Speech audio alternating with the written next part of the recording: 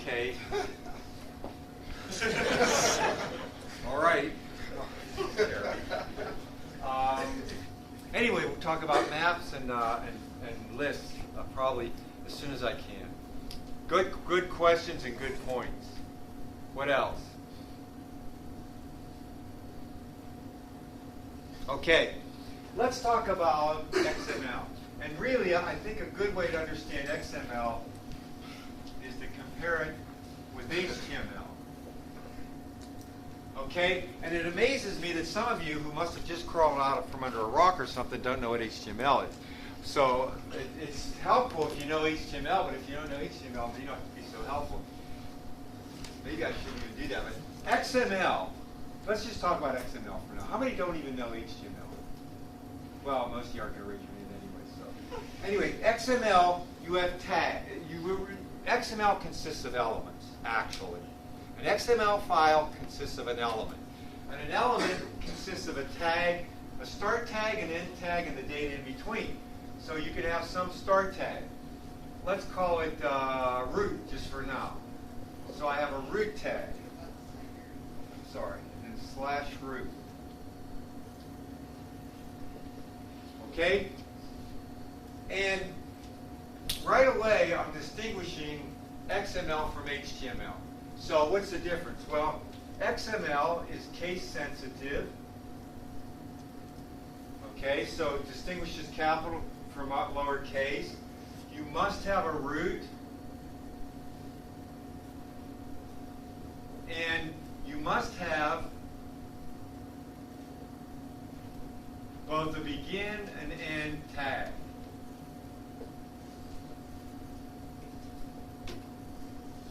Okay, you have to have a begin and an end tag. So with HTML, you can have a begin tag, and if you forget the end tag, HTML browsers will try to figure it out for you. It may not interpret it the right way all the time, but it won't just crash. It'll try to figure it out and maybe even stick the end tag in there for you and picture what it thinks you want to picture. With XML, it'll just crash. Any XML parser, if you violate those rules, it'll crash. So you must always have a root tag in XML, not so much in HTML.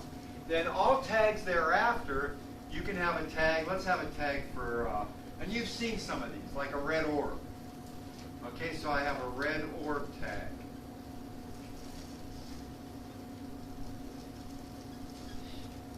And then I can have some character data, yeah. The root tag doesn't have to say root. No, no, I'm making all these tags up on the fly. Whereas that's, and I'm glad you asked that, because in HTML you don't make them up, right? There are, you've got like the P tag and the IMG tag and the LI and UL for unordered list and list, all those things. So they're already defined, and HTML knows them. But in XML, you make it all up yourself. Okay, you just make up the names of the tags. So I'm just making that up. And any data I put in here can either be the data for this tag, this element, or it can be another element. So I can nest elements within elements. So XML and HTML both are hierarchical. And that's where you get the DOM, the document object model, which is a tree. And the root of the tree is your root element. And then embedded within that root element are all the elements that fall within the root and so forth. It's hierarchical. So that would be, and then we can put more elements in here. Now, one of the things you can do is have empty tags. So what's an empty tag? You can have a tag for, so I could say dimensions. And I can say width equals 640, height equals 480, and then I can, so really they call this kind of an empty tag because there's no data in it. And these are the attributes of this tag. So a tag can have attributes. Those of you, how many know XML? Is this right with the quotes? Is that quotes right? It's right? Okay.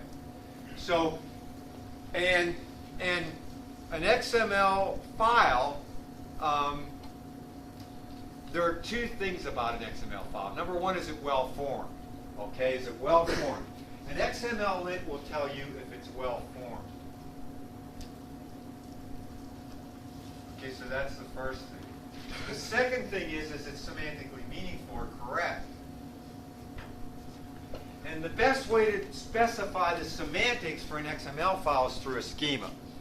So because I don't want to turn this into an XML course, I don't stress schemas. When I teach software engineering courses, and this is kind of a software engineering course, I frequently make students write a schema because you can validate the semantics. What do the semantics mean? Well, you can say that every dimensions tag must have a width and a height, and the width has to come first and the height second, and they have to be integers. You can specify type, order, those kinds of context-sensitive things. So, but we're not going to worry about the semantics of the tag. We're just going to worry about its syntax, its well-formedness.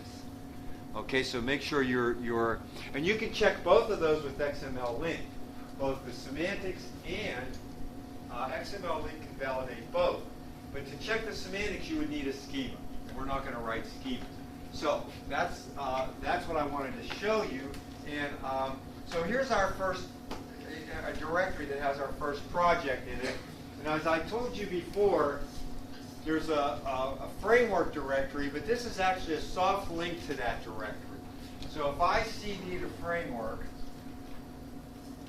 what you'll see in here is a directory where I have the specifications written in XML for our game, or at least for this animation. And this is where the data-driven part comes. And you saw me do this last time. I changed a lot of features of the animation without touching the code, without even recompiling. Okay? I didn't recompile and I didn't change the code, but I changed the size of the screen, the number of items bouncing around. You can change an awful lot of things about an animation or a game, a video game, or any application by simply changing the data. And that's data-driven programming. That gives you an example, an advantage, over someone who has to go into the code, find every place where the code needs to be changed, get back out, recompile, and run it. So while you're at 819 with some other turkey, if you're using data-driven programming, you can tune your animation to be exactly what you want, while this other poor sap is in there changing values and loops and everything and forgetting a few and then recompiling and running and saying nasty words like shucks, I got to go in there and change another one, and recompile. It gives you an advantage. You can really fine-tune your animation and make it exactly what you want without changing code. And that's always an advantage because, as you know, when we change code, we're in big trouble. So let's look at the XML spec. Here is the game XML. This is the XML data. My root tag is game data. And all of these elements in between the root are the actual aspects of my animation that I want to specify. Some of these you're probably wondering, isn't this like a stuttering here or redundant? And the answer is, for now it is, but for project 2, we'll be moving to a different kind of a setup. So we'll have a viewport that will track some object in the animation, and all the objects in the animation will exist in a larger world. So that's when we'll change these things, will change, these values will change, and we'll do things with these. And notice that it is case sensitive. So let me show you XML. I'm not going to spend much more time on this, but if I run XML lint on game data, if it echoes all of each of the lines in that file, that means that file is well formed. It's not necessarily semantically correct because I haven't written a schema. It's well formed. Now, I'll make any mistakes you want, but let me I'm going to make a mistake. As you well know, I'm good at this. I'm going to change this to a capital W here, okay? And let me try to remember to save it. So now, let me move the cursor so you can see. I don't know if you can see, but this is a lowercase w and this is an uppercase W. If you're not registered for the course, I'd rather you not sit in, by the way. You can stay for now. Especially, I hate grading quiz. Like, when I have to grade 57 quizzes, when I get to the end, I'm starting to count 5 more, 4 more. And then when I find out that 5 people took the quiz and aren't registered, then I cry a lot. So don't take the quizzes if you're not registered. Don't come because you breathe and exude heat. You know, and then I look at you and you look confused. Really, if you sit in and don't do the projects, you won't get much out of it anyway. So I'm sorry about that. Really, I am. If there were fewer people, I wouldn't care. Anyway, that's it. So this is not well formed. So let me prove it to you that it's not well formed. Let's see what kind of a error I get. So there I get opening and ending tag mismatch. Okay, so that XML file is not well formed, and if I try to run my game, if I try to run the game, I better compile it first. It'll crash, but it won't give me an error message like XML lint does. So if I try to run this animation, actually it gave me a pretty good one. Parse error at line 1, mismatch tag. That's coming from XPath, not XML lint. Okay, so that's an XML error, not a C++ error. So that means that the XPath parser. So XPath is the XML parser. Everybody says it's the fast. Oh, it's Patriot. No, I want this one. It's supposed to be the fastest. I don't know. So, do you want to ask any questions? Let me fix it. You said it was XML int. XML lint. Lint. Lint means find the little pieces. You know when you have a lint on your clothes? Oh. Yeah, so find the lint on your clothes. Lint actually was a little debugger. I don't know if any of you, how many of you used lint? You're old. I am too. Yeah. So what is the attributes effect? Like when you didn't. So for example here, and you know I shouldn't be so schizophrenic, but here I'm specifying the font that I'm going to be using. And the font is used in the I/O manager, which we'll talk about, and to put text on the screen. And I can change the font, you know, without recompiling. And what I'm doing here, I don't know why I put that there. That's probably not ever used, and you can delete it. But that's an attribute. What is your question, Will? I'm sorry. So when you're in the game, you're going to be loading in values, basically, or mostly of the values between the tags, not within the tags, Yes. right? So what are the attributes actually used for in the game? You could actually put these things in. I could actually put back space and then specify these as attributes. It's a design choice, really. Okay, so you can do it either way? You can do it either way. And parsing is actually a little easier if you put them in as attributes, I think. Especially if you're using, there are two kinds of parsers, XML parsers. Do you know what they are? There's SAX and DOM. That's SAX. SAX and DOM. Okay, we're using XPath as a SAX parser, so it's line by line. And the problem with line by line is I'll see this, and then I see this, but there's nothing to attach these to. So I'll explain to you what I do to attach those. Does that help, Will? Yeah. You could do it either way. And a lot of people like XML. Why they like it? Especially, and I didn't like it at first, but now I'm starting to like it.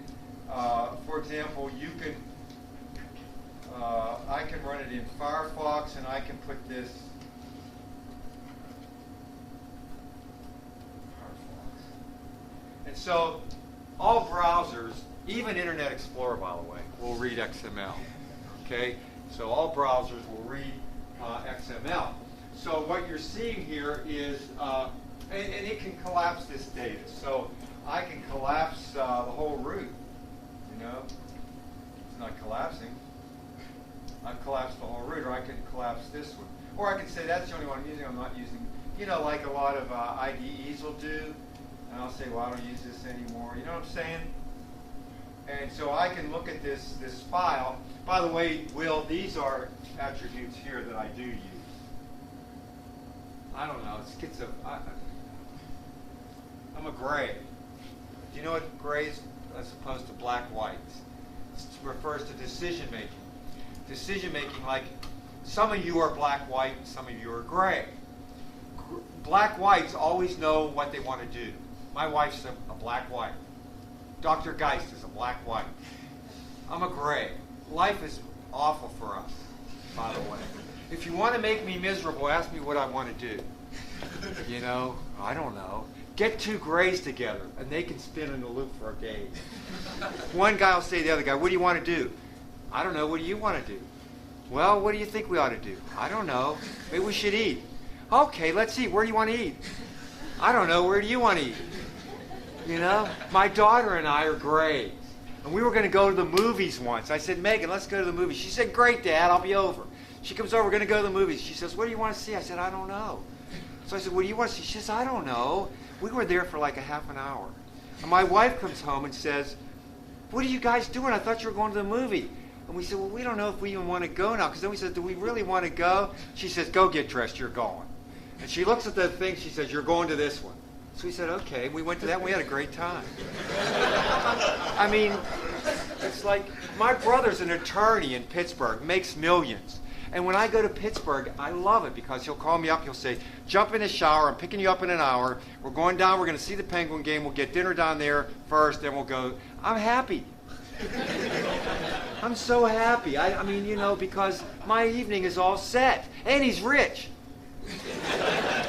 One time we went to lunch. You figure lunch. I said, I'm buying lunch. He said, no, you're not. I said, why? He said, well, that bottle of wine costs $220. I said, you're buying lunch. I mean, I thought, 200 for that's going to be gone in a half an hour? It doesn't compute. Okay, let me. Anyway, so I'm a gray, Will. What are you, a black, white, or you're a black, white? You're a gray, too. All right. In fact, if you don't know, you're a gray. Grays don't even know what they are. What you are. You know, if you don't know what you are, you're gray. So I say to myself, should I put it in the attributes or should I put it in, I don't know. You know, so I get confused. I'll shut up. All right. All right, so let's, any other questions about XML? You started this. Yes? So with DOM, is it just loading the whole XML file? Yes, the DOM loads the whole tree in. Okay. And it's great for small data like that way. SACS is line by line. And see, I do some work in program analysis and parsing big files and building abstract semantic graphs, and they're huge. Sometimes they're 60. We had one, the ASG for Firefox was about 50 gig. So you have to do it with SACS. You do it line by line. So that's the one I've used the most frequently. We should probably use DOM. It's a little easier. Yeah. Can we have multiple routes in XML? No, one root. Only one root. Let's put two. If you try it, put another root at the end. I don't know what it does. So the root is like similar to HTML? Yes. The root is like in an HTML document. You put HTML at the very top, and then at the very bottom you put /HTML. Yeah, you got it. That would be like the root. That's a nice analogy, and that's why I was trying to kind of juxtapose these two. Is it HTML just XML with a Yeah. global parser? Yeah, it is. It really is. Yeah. Well, it's a forgiving XML part. Forgiving in the sense that, you know, if you don't end a tag, it'll try to figure out. But yes, that's a very accurate description. Okay, so let's go to any other questions? I'm not trying to rush it. Okay, let's go to SDL. So I put a bunch of stuff in here for, really, the only thing you should be worrying about right now are Blit and Framework. Now, we're going to talk about the other stuff for sure in future projects, not so much this one. So, for example, one of the things I'll show you is a multi-frame sprite. And I'll stick something in there for that kind of a sprite. And that's where the inheritance and polymorphism will come in. So we'll get to that. But for now, let's just talk about SDL. SDL is Simple Direct Media Layer. SDL is Simple Direct Media Layer. STL is the Standard Template Library. Now, the Standard Template Library, by the way, the C++ history, it started out being STL, and then some purists, C++ purists, said, well, we should be calling it the C++ Standard Library. And they tried to get everybody to start calling it the C++ Standard Library and not to call it the STL. Well, you know how long that lasted. I mean, everybody calls it the STL now, still. So it's this STL is the Standard Template Library. SDL is Simple Direct Media Layer, and if you want to get information about that, and it would be real helpful if you did, you want to go to libsdl.org. And you'll see a bunch of stuff there. Now, we're using SDL I guess 1.2. We're using 1.2. There's a new version of STL 2.0 that I'll probably use next year. 2.0 is intended to be an improvement on 1.2, but sometimes I wonder about these improvements. For example, I've been using Python 2.73, and Python 3.0 has been around for how long? Maybe 4 or 5 years or more, and nobody uses it because everybody says you don't want to be using that stuff. And C++11 is kind of in flux too, and I'd like to show you some of that if we have time at the end. However, it's not clear. I mean, a lot of people don't like C++11, even though it has some awfully nice features. Excuse me. So, staggering here. So we're going to be using 1.2. A lot of video games done in STL, and the first time I taught these kinds of courses, I tried to use DirectX. DirectX is a pig. I mean, it is just embarrassingly. Have you tried to use it? I mean, it's poorly designed. It's just horrendous. So we abandoned that pretty quickly, and I opted for STL, which is great for 2D. It's not so much for 3D, but it's used a lot for 2D. And you can do an awful lot with 2D video games. Right now, I'm trying to look at 2.5 dimensions, which is kind of a neat idea. Blender has some. Anyway, you just scratching your head. Okay. All right. So let's look at this simple blit. What does blit stand for? Do I know? Block image transfer, is that it? Yeah. Well, that's bacon, lettuce, and tomatoes. Yeah, I think it's block image transfer. And what that means is you transfer the whole block rather than pixel by pixel. So we're going to blit in public even. So let me blit. Let me run it, and that's all you get, not too much. And let me talk about this as if I know what I'm talking about. You all know. Okay, so this is nothing complicated here. I got a ton of comments because I usually can't remember this stuff. Let's start at the top. So I just have an initialization function. So this is almost C, really. And I just try to keep it simple to show you how STL can work in its simplest case. Because this is just a simple blitting of an image. I could have made it even simpler, but not even blitting an image, but just coloring something white or blue. Anyway, so I got a width of 256 by 256 because that's the width of the image I'm blitting. So I'm blitting this. We should change this a little bit. I shouldn't rush this. Ask questions. Well, you might be the only one who will do it. So here's the image. So I want to blit this. Okay? So I'm going to blit it. And it's let me do that again. You'll see that it is, in fact, 256 by 256. And it's a bit now. So when I come over here, I initialize STL video. That initializes, now STL is written in C. So that initializes a bunch of stuff in, excuse me, the STL library. And it starts the game clock. So you always have a game clock that is a wall clock kind of thing. And then you have the CPU clock. And we want everything to run by the wall clock time, not the CPU time.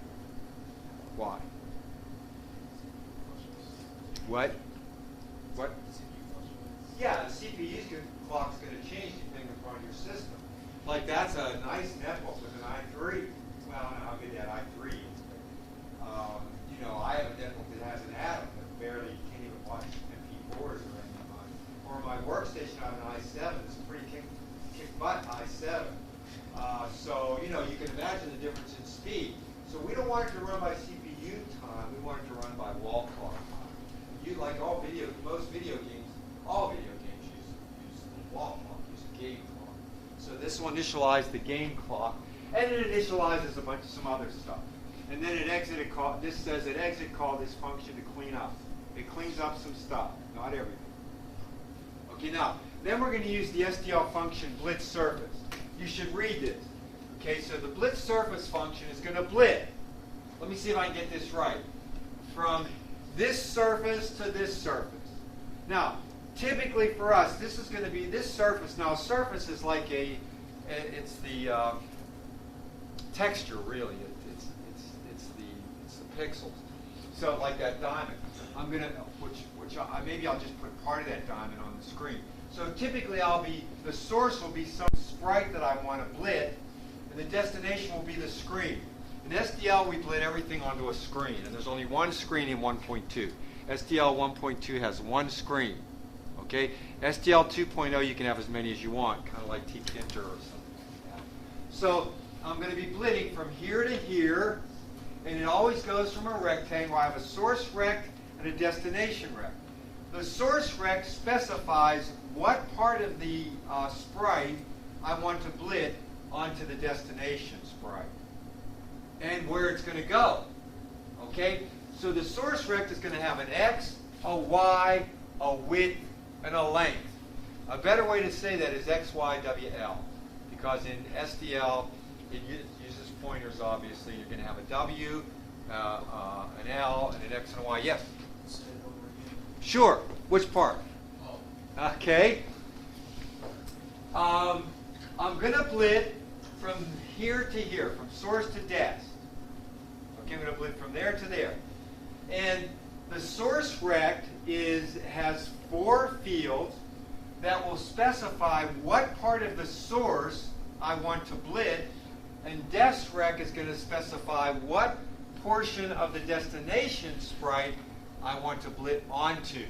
So we can play around with this a little bit, see how those parameters affect things. Yeah?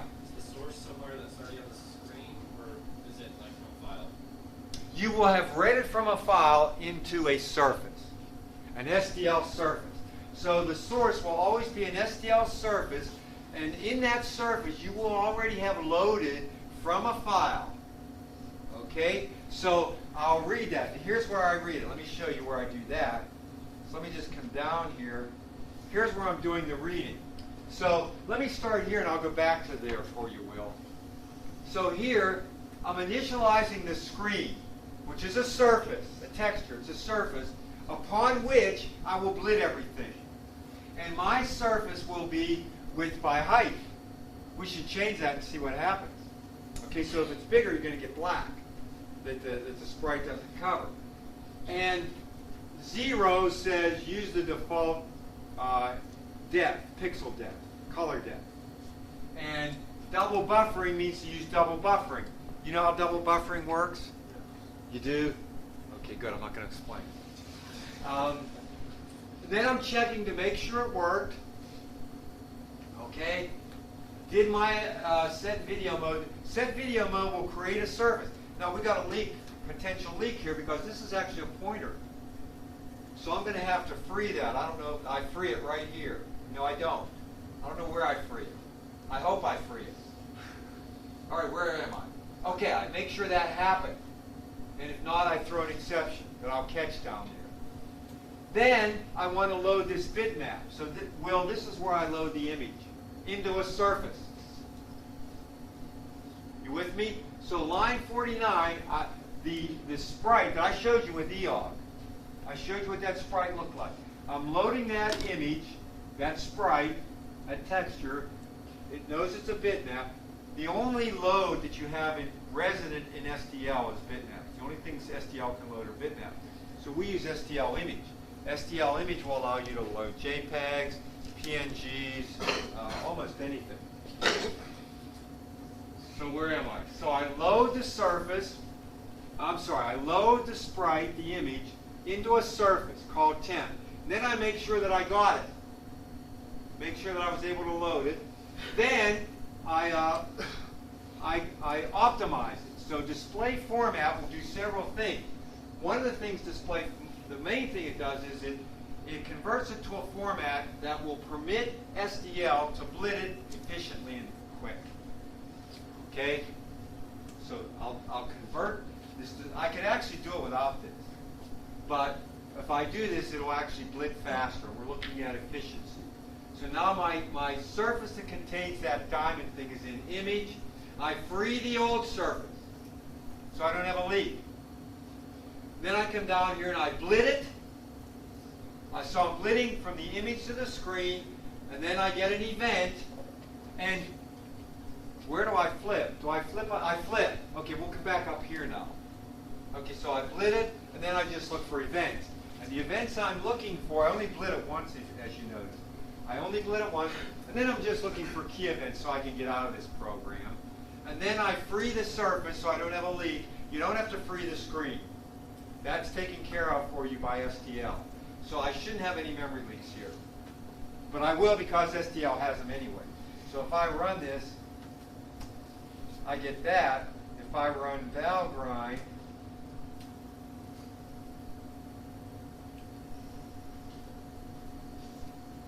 let me get out of there. Now, anytime you see these kinds of leaks, they're probably in STL, though I'm a little suspicious of that one. I might have missed something. So we might want to look at that. I'm not convinced that there aren't any leaks in here. So if you see them, yell at me. Okay, so let's go up to the blit. So now in this blit function, here's the blit function. So I'm going to blit from there to there. I'm going to start at the 0, 0 point on the source, and I'm going to blit to the 0, 0 point on the destination, and I want to blit that much width and that much height into that much width and that much height. Now let me see.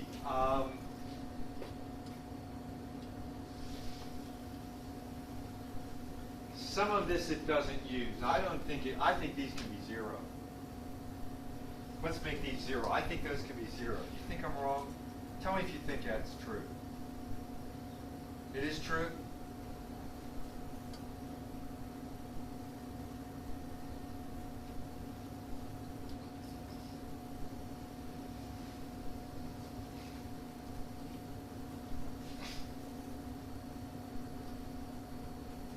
It's true. So it doesn't use that, in other words. I just made it. You can make it anything you want. So why? Well, because these values tell me where to start in the source, how much of it, and this says where to put it. We've already said how much we want. You see? So tell me what this, are you okay, or are you just like looking at me like, what is this guy? He just can beam from the mothership. Yes? If you make the width and height of the dash constant, would it flip it to that? It will clip it. It will clip it. Yes.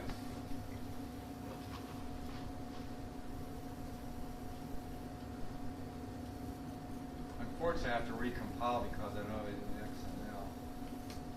Doesn't matter. Let me ask you this. Let me ask you a question. I'm going to ask you a question. What's 256 divided by 2? 128. I knew that.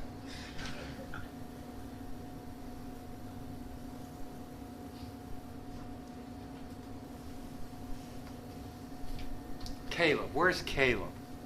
Caleb? Caleb! Hi. What's that going to look like? What? Which corner? Upper left or lower right? 50-50. Upper left or lower right? Don't be a gambler. Right, because I'm starting in the middle. So I'll get the lower left, right corner. Am I wrong? You'll get black in the other. See? I'm starting in the middle. So I get the low. Is that what you meant? You meant to say that, right?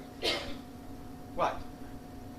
So in other words, the source sprite, this is only the lower right quadrant of that sprite.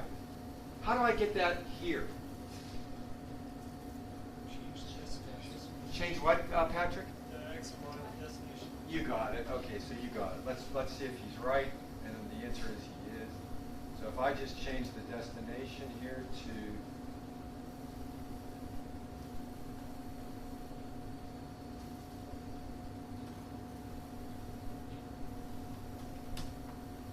see. Let's put it again. How can I get it to be like this? I want that to be flipped up there. Can you do it? I can do it. Huh? In other words, I want it to look like I'm wasting time on it. Try that on your own. So, in other words, I want it to look like, here's my black, and I want it to be like this.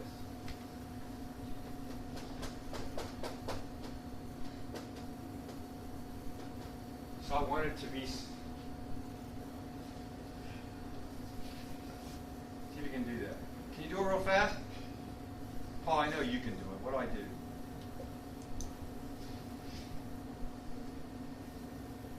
How do I do it? Yeah. 0, 0, right?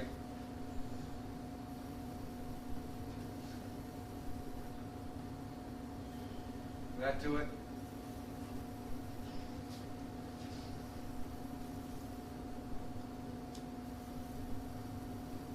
Did I screw up?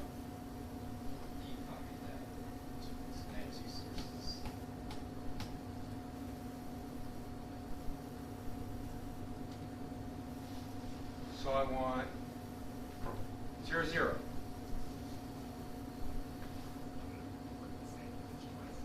What? Will that do it?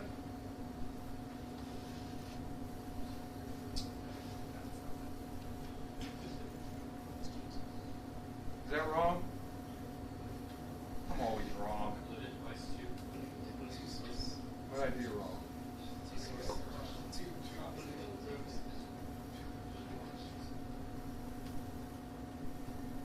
How about now?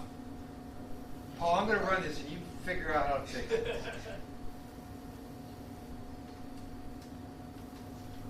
What's it mad about?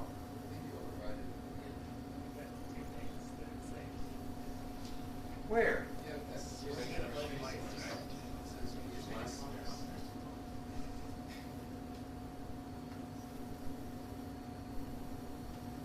What's wrong?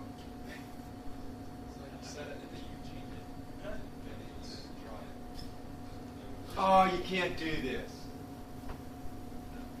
Oh, you can't do that.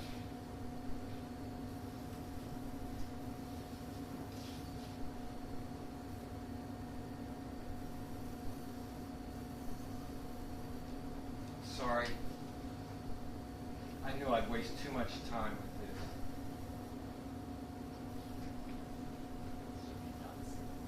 Huh? Huh?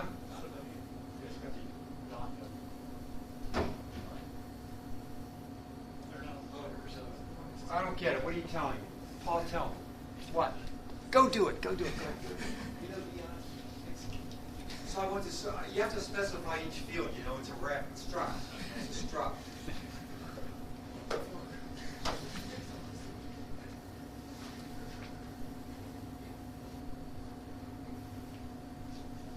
Is it a dot?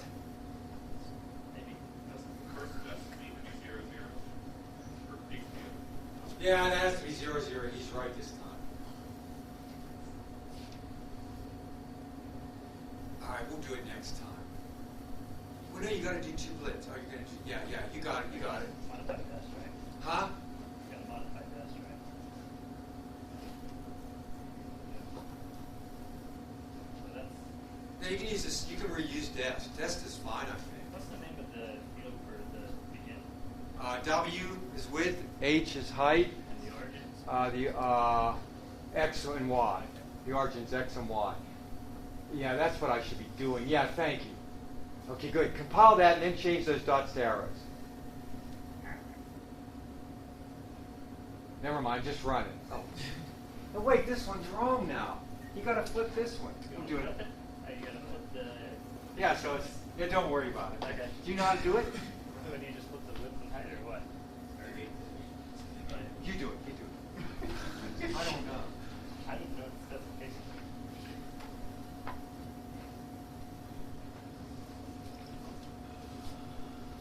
I should just sit down and run.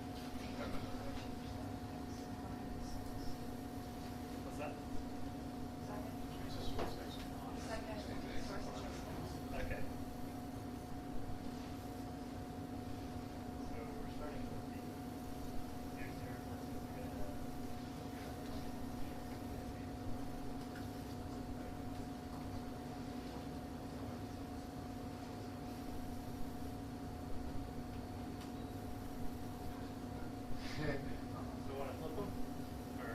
what I wanted, but that's pretty good too. What I wanted was this one up there, now this one down there. Okay. We'll leave that as an Take them exercise. like the codes around. Yeah, thanks.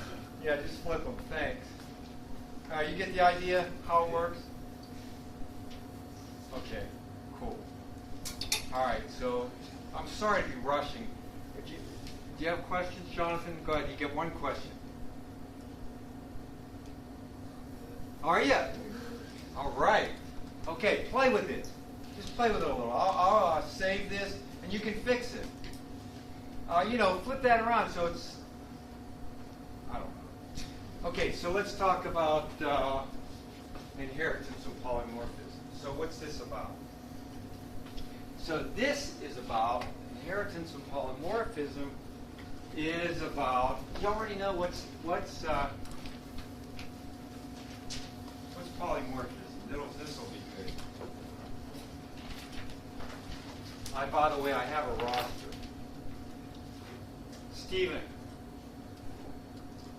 Hi, Stephen. What's polymorphism?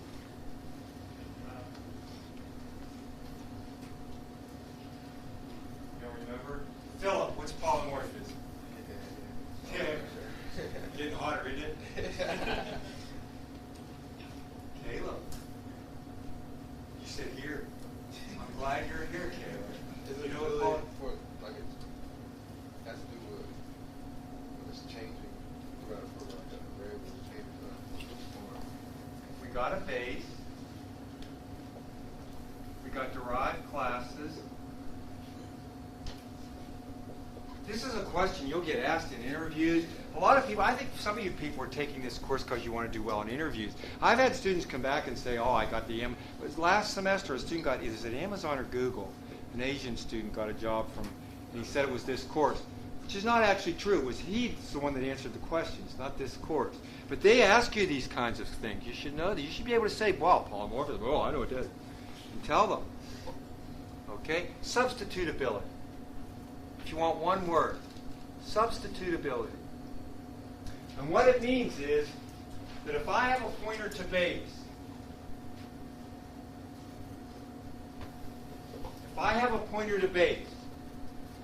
that means that the type of that variable is base star, but the type of object it can point to is anything in the inheritance hierarchy. So B can refer to either a D1, a D2, or a base. And if you have a virtual function up here, then that virtual function invocation will be dynamically bound to the type of the object, not the type of the variable. Here's what now, John, you didn't get that. Right?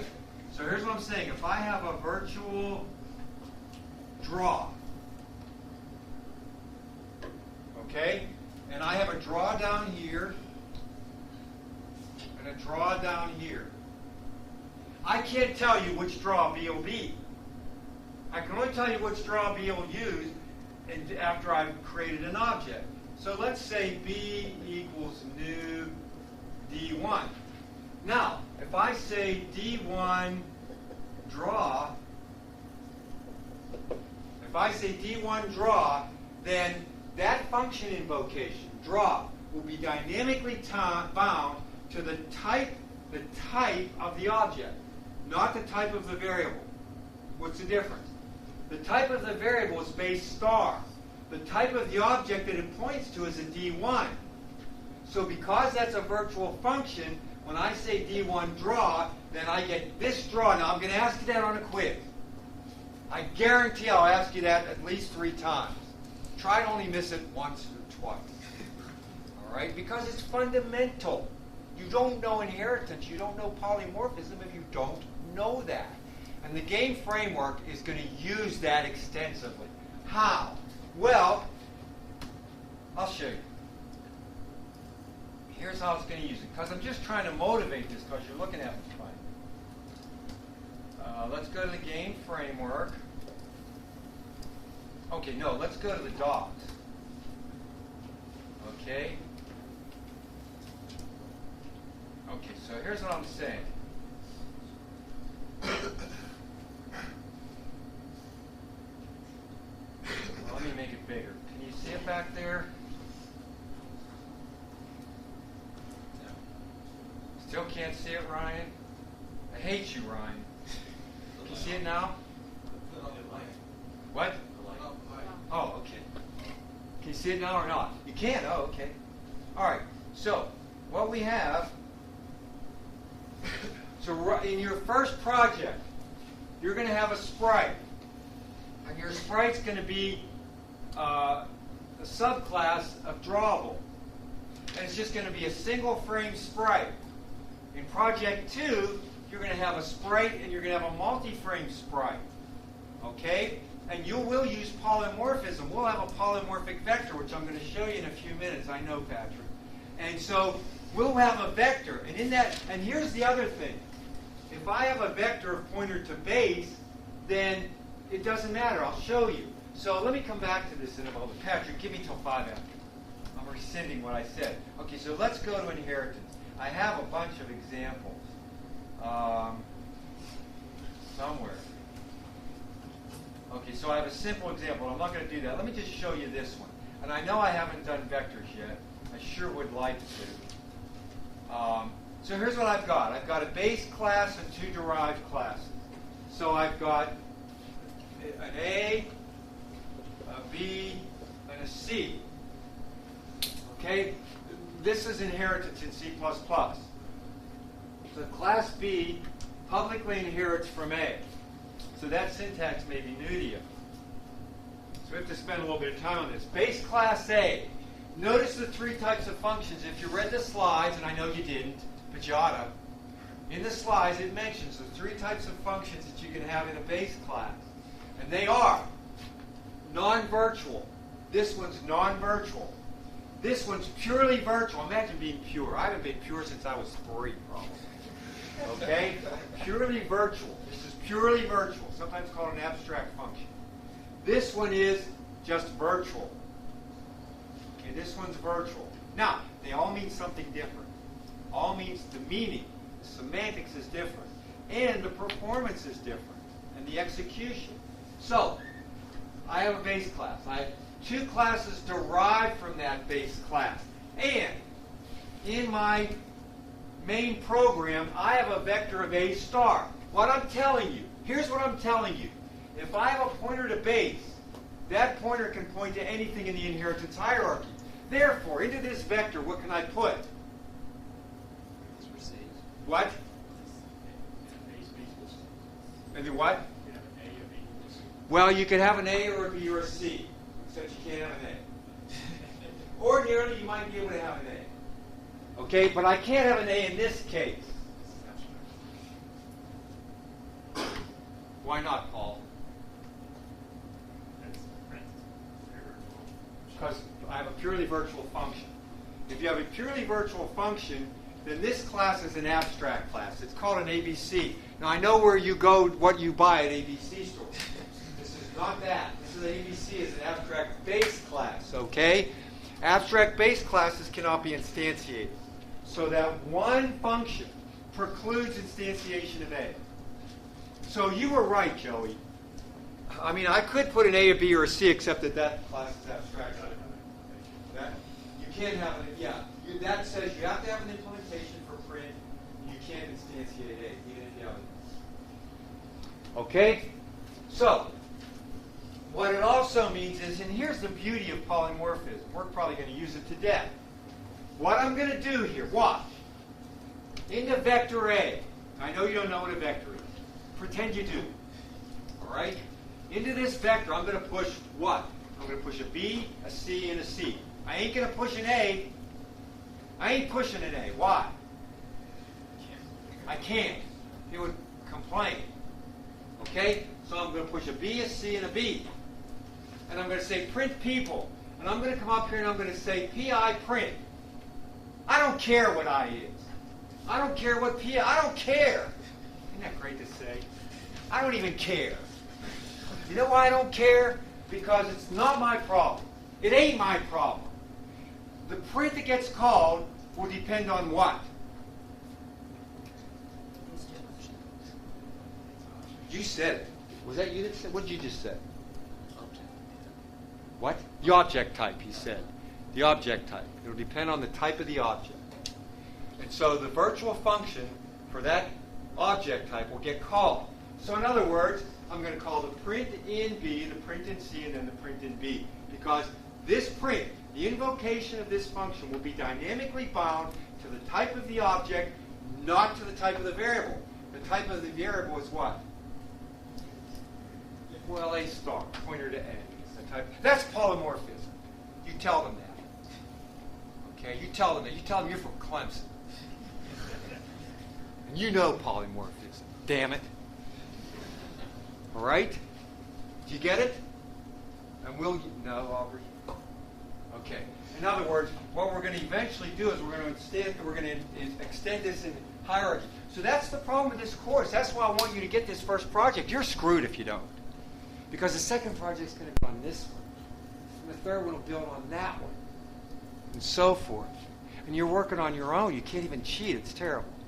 It's a horrible course. I might let you work in a group for the last one. Probably not.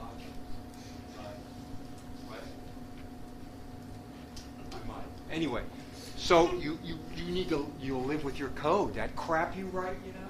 The crap, but you should see the crap I write when I'm in a hurry. I started coding in C++, saying, why am I doing this? And switch to Python, you know? So what we'll be doing is we'll be extending this polymorphically. We'll have a sprite, then a multi-frame sprite, then a two-way multi-frame sprite. No, it's not bisexuality. Two ways means I had a guy who had a six-way. Eight-way. He had an eight-way. Because he was doing kind of an overhead platform view, and he wanted to go this way, that way. Is that 8? 8. Yeah, he had an 8-way sprite to drive himself nuts. And then we may have exploding sprites. You know, because a lot of us are guys, and we like that hormone-driven thing going on here. So we'll have all kinds of different sprites polymorphically in the same vector, in the same list. We'll move to a list, and I want to talk about that soon. Well, I'll leave it up to you now. Do you want to talk about vectors next, or do you want to talk about the quiz? I'm going to give you the quiz in any case. You want to talk about the quiz? Okay, we'll talk about vectors next time. Patrick, thank you. Actually, the fact that I knew you were going to remind me reminded me. Okay, so let's go to the quiz.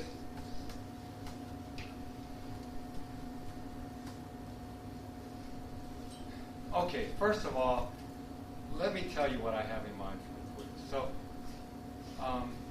each of these questions is designed to tell me if you know something. Okay? This question was designed to tell me if you read the slides. 3 of you didn't.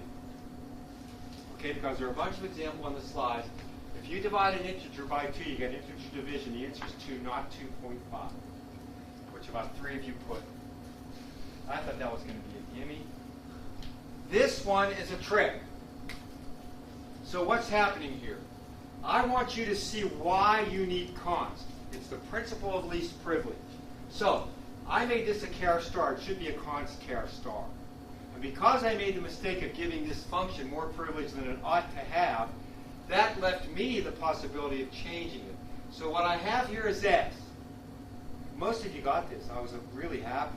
And then I actually changed the contents of the buffer and then print it, so you get Elysium. Most of you saw that. I can prevent that by passing back by const char star. Okay? So the answer was obviously stop. And look, I'm changing it. I'm changing the buffer without writing a set buffer. You see? You shouldn't be doing that. And do you see anything wrong with that? There's a memory leak, isn't there? Yeah, there's a memory leak. How many bytes? How many bytes are leaked? How many? It's 2, isn't it? 2 bytes are leaked. It's all leaked 2 bytes. Maybe not, I don't know. This one was obvious, I guess. Just about everybody got this. I wanted you to see the difference between pass by value and pass by reference. Here it doesn't get changed, here it does. About 3 of you missed this. So that's great. Out of a class of 57, only 3 not knowing the difference is pretty good. Okay, this one's about the copy constructor. There's no copy constructor. So what I have here, and I'd like to draw it for you. So what I have here, you know, I'm going to get there. Don't leave me. electromagnetic. So what I have here is S. So here's S. And it has a buff. And it has a lithium in it. And what I do here is the following.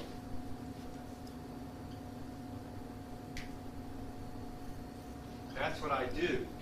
So then when I copy Clemson into T, then when I print S, what do I get? Clemson.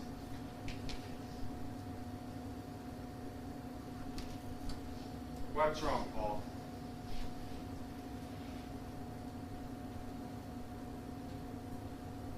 You're looking at it funny. I think I showed you the presentation What's that? on line 9. Oh, I should have gotten rid of that. That'll just do the same thing that the inbred one does. The inboard one, the one the compiler writes. Yeah, because it doesn't do anything. Oh yeah, that won't make a deep copy for you. Huh? Oh man. I wonder why this program works. Those are good. You see what he's asking? He's raising some good issues here. Let me just check.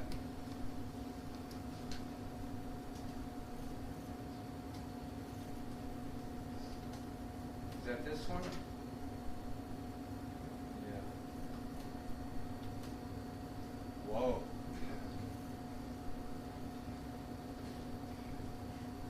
What did it do?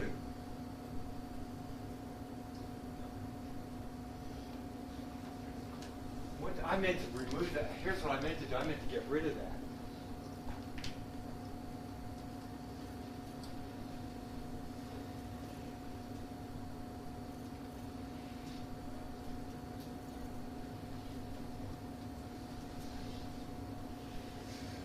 I don't know where it puts this.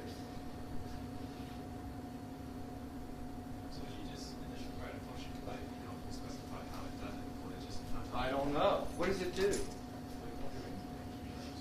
What is it? I think in the book they talk about doing that function. Did they talk about it, Dad? Was I item 3 or 4? There was one item where they 4. that you didn't want people to actually run under. Well, but then you put that down below. The item you're talking about is explicitly disallow any functions you don't want them to use. And that's, I'm glad you read that, Casey. I'll have to think about this one. I intended to have that line removed. So I'm not sure what, I'll have to redo this. I'll have to rethink that one. Let's come back to it. So let's keep going. So this one, you know, about the switch statement, right? And you know how the switch statement works? So if I come in here with a 3, it matches the 3, and then what does it do? Matches that one and that one, because there's no break statement. Okay, so it matches them all. This is about static. And I was trying to show you that a static variable maintains its value across invocations. So when I call f of count, and then f of count again, it'll increment x and stick it in there. So the first time it puts a 1 in, the second time it puts a 2 in. So the value of prints is 2. I was really happy to see you got this. Most of you got this. And that, I guess it was partly that Myers spent about 5 pages on this. Did you notice at the end of that item, was it 4 or 5? 3, item 3. Oh, okay. At the end of that item, it goes on for 5 or 6 pages. He shows you how to get rid of this. Some of you actually didn't tell me the right answer. You showed me how to get rid of it. So I gave you full credit. Okay, because that was the right thing to do. That would show me that you had read the item, and that's what I was getting at. But he uses, it's kind of convoluted. Did you notice it? So he shows you how, in other words, we're repeating this twice. One for non-const and one for const. So the way to force this one to get called is to have a const string. And that will force this bracket operator to get called. But this is a bit of a maintenance headache, because you've got 2 exact same lines. It's just the signatures that differ. So he shows you, it's item 3, I guess. At the end of item 3, he talks about why you do this. And And then at the end of item 3, he shows you how to get rid of, how to turn that into just 1. Take a look at it. Okay? I'm trying to get to the end. And this was just the string class. Oh! Let's talk about some things here. Let me write one of these and show you what you don't have to do.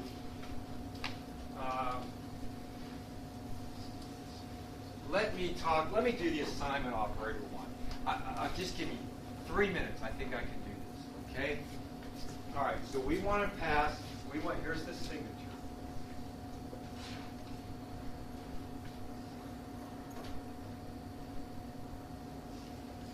Okay.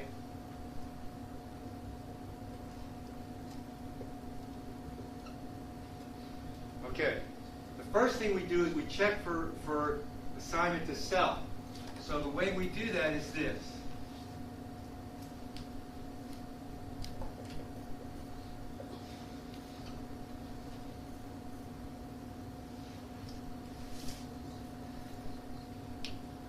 Now, what some of you did is you did this.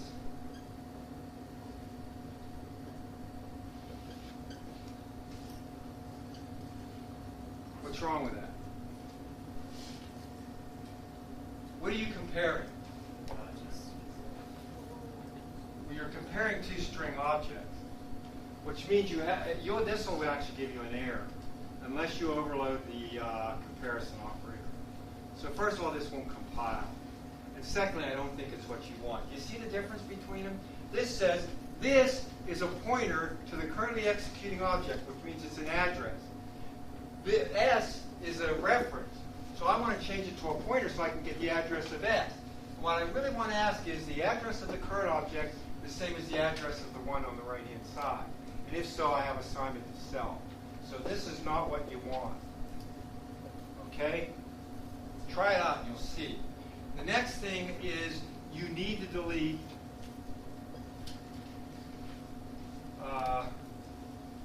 the current buffer. Otherwise, you have a memory leak. Then you want to do this. I didn't take off for this, but then you want to do this.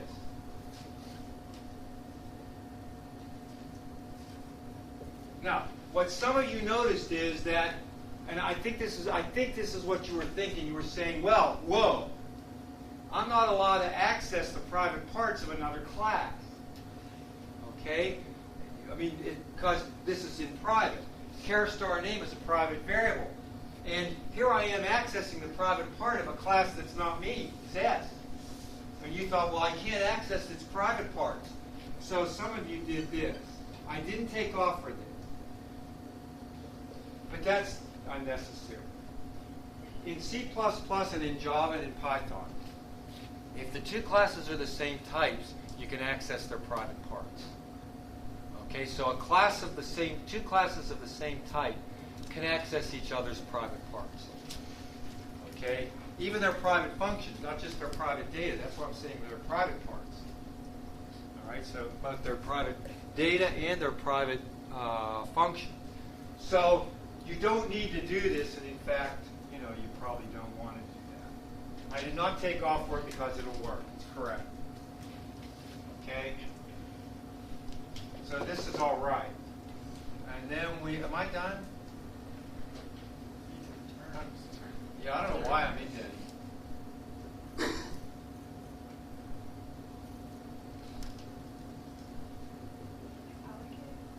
Oh, yeah. Thanks.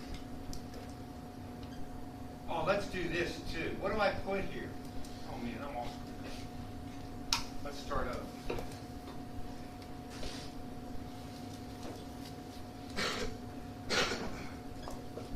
And then I want to say name equals new char what?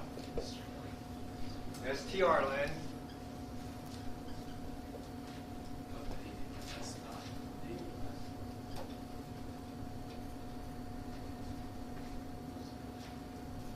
For the null byte. Am I done? Is that S.name long enough already? Huh? When you created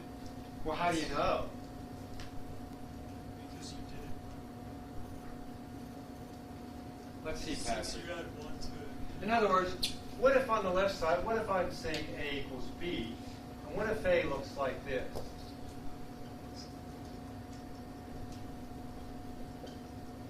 And B looks like this.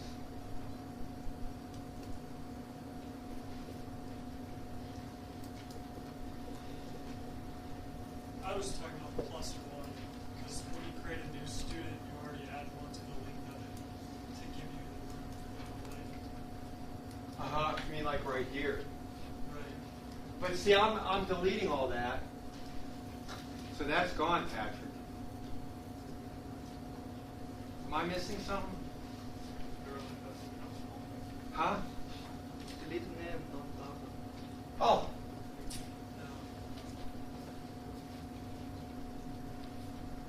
see, it's now gone. Buff doesn't point to anything. Or name doesn't point to anything.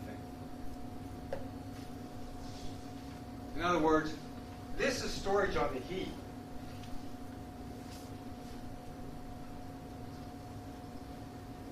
And when I delete that, that storage is reallocated. It's given back to the heap. So it has a free list with free and used. You know, and it puts it. Go ahead. So my question, with your example with A putting a cap, when you create the string A, we allocate 4 bytes. That's right. You're right. When I do string length, does that tell me 3 or 4? 3. Okay. strlen doesn't count the null byte. Okay. strlen doesn't count the null byte. I was thinking the length of our character array was 4. Right. No. strlen is going to return 3. It doesn't count the null byte. And this puts a null byte at the end.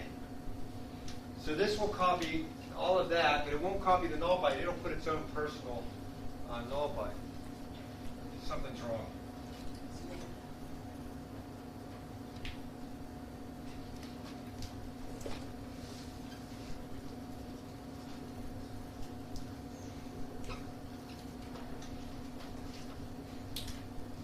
Okay, I'm going to have to regrade. I'm sorry, but let me just show you where'd my little browser go? Is my browser gone? So I'm going to regrade these because of number 4. So I'll give them to you next time. I have them with me, but and for now, these are the grades, which are quite good. I'm probably going to give everybody either answer credit for number 4 because I got to look at it, but I didn't mean to leave that copy constructor in there. These are the grades. I'm not sure who these guys are. It could be that I couldn't get your name and match it up with the roster. So I'll give you these back next time. All right? All right, try to remind me next time we want to do this.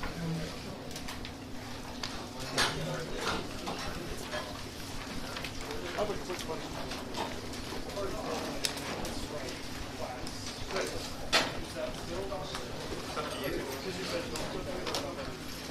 Work it in. Can you derive things from it? Yeah, so I Could be a great learning. right off the bat. Oh, that's nice. Oh, that's nice. Exactly what Yeah. That's okay. No, do it. Do you mind giving me a copy of it? Oh, yeah, sure, I can. Thanks so much. I'll give you my mail. I'll see you next week. What? I'll chat it to you using file box. Can you give me your mail? Yeah, good. Just check Oh, what I okay, sure. can. All right. Okay, good.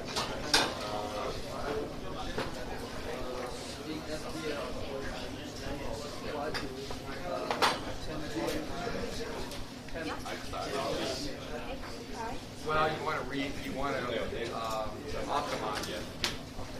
You can't optimize the original one if it doesn't work. It doesn't work. Thank you so much.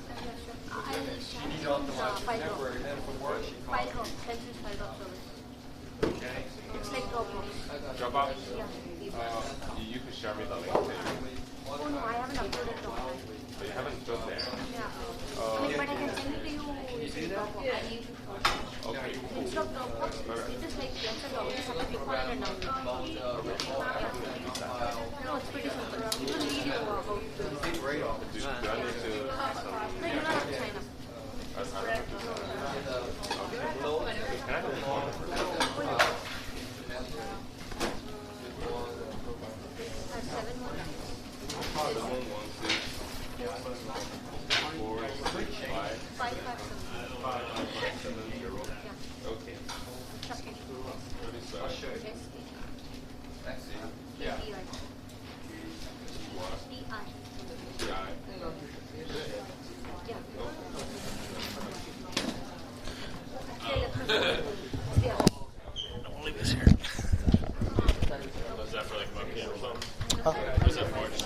She's recording the class, yeah.